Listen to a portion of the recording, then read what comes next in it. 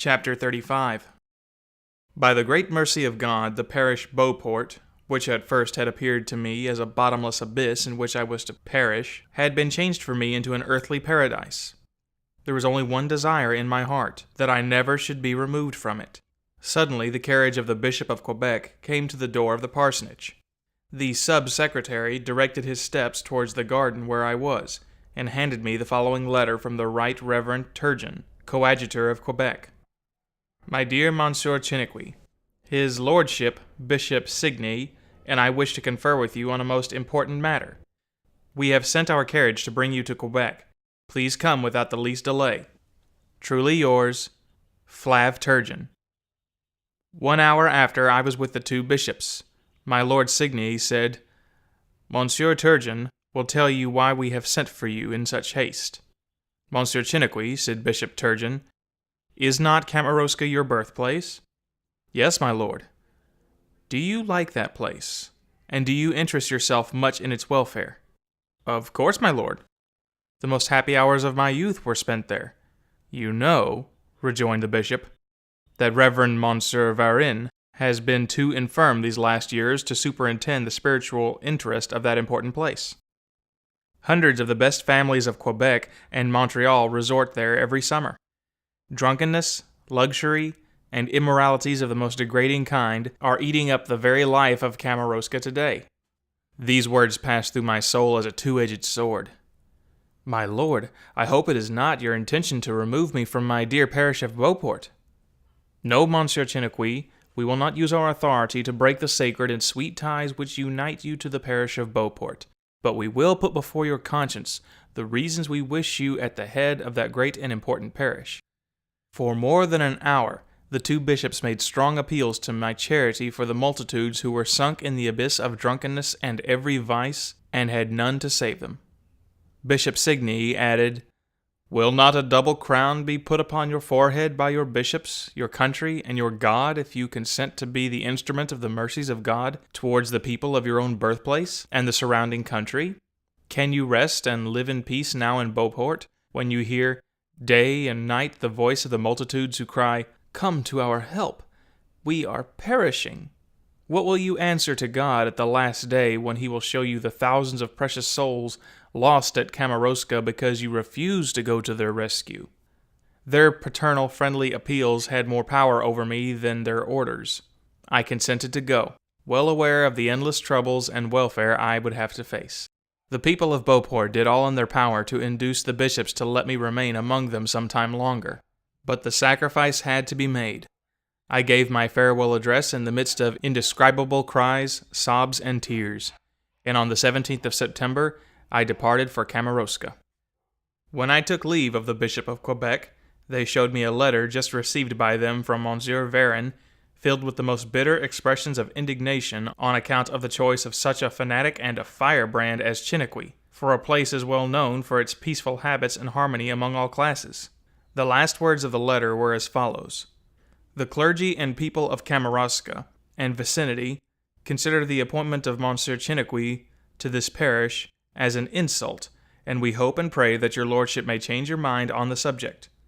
In showing me the letter, my lords Chiniquy and Turgeon said, We fear that you will have more trouble than we expect with the old curate and his partisans. But we commend you to the grace of God and the protection of the Virgin Mary, remembering that our Savior has said, Be of good cheer, I have overcome the world. John 16:33. I arrived at Kamarowska on the 21st of September, 1842, on one of the finest days of the year. But my heart was filled with an unspeakable desolation, for all along the way the curates had told me that the people with their old pastor were unanimous in their opposition to my going there. I dismissed my driver, took my satchel in my hand, entered the church, and I spent more than an hour in fervent prayers, or rather, in cries and tears. I felt so heartsick that I needed that hour of rest and prayer. The tears I shed there relieved my burdened spirit. There is a marvelous power in the prayers and tears which come from the heart. I felt as a new man. I seemed to hear the trumpet of God calling me to the battlefield. My only business then was to go and fight, relying on Him alone for victory. I took my traveling bag, went out of the church, and walked slowly towards the parsonage. At my knocking, an angry voice called out, "Walk in!" I entered, made a step towards the old and infirm curate. As I was about to salute him, he said angrily, "The people of Beauport have made great efforts to keep you in their midst, but the people of Kamarowska will make as great efforts to turn you out of this place." "Monsieur le Curé," I answered calmly, "God knoweth that I never desired to leave Beauport for this place, but I think it is that great and merciful God who has brought me here by the hand, and I hope he will help me to overcome all opposition from whatever quarter it may come." He replied angrily, "Is it to insult me that you call me Monsieur le Curé? I am no more the curate of Kamarowska. You are the curate now, Mr. Chiniquy." "I beg your pardon, my dear Mr. Varon. You are still, I hope you will remain all your life, the honored and beloved curate of Kamarowska. The respect and gratitude I owe you have caused me to refuse the titles and honors which our bishops wanted to give me." "But then, if I am the curate, what are you?" replied the old priest with more calmness. "I am nothing but a simple soldier of Christ and a sower of the good seed of the gospel," I answered. "When I fight the common enemy in the plain as Joshua did, you, like Moses, will stand on the top of the mountain, lift up your hands to heaven, send your prayers to the mercy seat, and we will gain the day. Then both will bless the God of our salvation for the victory." "Well, well, this is beautiful, grand, and sublime," said the old priest with a voice filled with friendly emotions. "But where is your household furniture, your library?" "My household furniture," I answered, "is in this little bag, which I hold in my hand. I do not want any of my books so long as I have the pleasure and honor to be with the good Monsieur Varon, who will allow me, I am sure of it, to ransack his splendid library and study his rare and learned books." "But what rooms do you wish to occupy?" rejoined the good old curate. "As the parsonage is yours and mine," I answered, "please tell me where you want me to sleep and rest. I will accept with gratitude. I do not want to bother you in any way. When I was young, a poor orphan in your parish, some 20 years ago, were you not a father to me? Please continue to look upon me as your own child, for I have always loved and considered you as a father, and I still do. You were my guide and adviser in my first steps in the ways of God. Please continue to guide and advise me to the end of your life." I had not finished the last sentence when the old man burst into tears, threw himself into my arms and pressed me to his heart, and said with a voice half suffocated by sobs, "Dear Mr. Chiniquy, forgive me if the evil things I have written and said about you. You are welcome in my parsonage, and I bless God to have sent me such a young friend who will help me to carry the burden of my old age." I then handed him the bishop's letter, which had confirmed all I had said about my mission of peace towards him. From that day to his death, which occurred 6 months after, I never had a more sincere friend than Mr. Varon. The principal opposition the people had to my coming was that I was the nephew of the Honorable Amable Dion, who had made a colossal fortune at their expense. The Reverend Mr. Varon, who was always in his debt, was forced by the circumstances to buy everything both for himself and the church from him, and had to pay without murmur the most exorbitant prices for everything.